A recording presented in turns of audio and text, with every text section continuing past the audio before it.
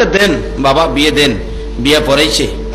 উম্মুল খৈর ফাতেমা এত হাজার টাকা দিন মোহর ধার্যের উপর আবু সালের সাথে বিয়ে কবুল করলেন দুজন। এবার শ্বশুর দরবেশ আব্দুল্লাহ ইবনে সুহাইমি জামাই বাবুরে ডাইকা মাথায় হাত বোলায় দোয়া করে দিছে, যাও বাবা বাংলা ঘরে বসো, তোমার বিবি সাহেবা আসবে, একটু সাক্ষাৎ কথাবার্তা বলো, তারপরে তোমাদের বিদায় ফাইসালা আমি করব। আবু সালে মাথা চুলকার কয়, বাংলা ঘরে আইবো কেমনে আইবো, আর তো বলে পারে না, বুঝাই না কেমনে আইবো, আর তো পারে না।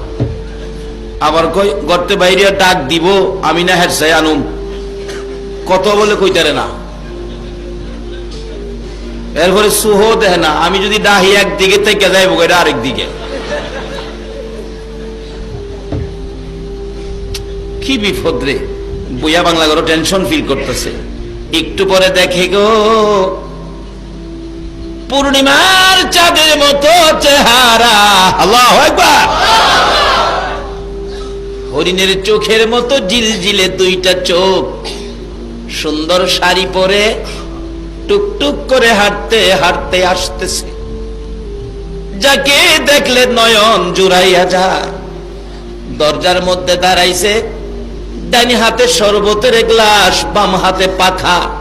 দরজায় দাঁড়াইয়া ডাক দিছে, সালাম দিলাম গো প্রাণের স্বামী আবু সালে।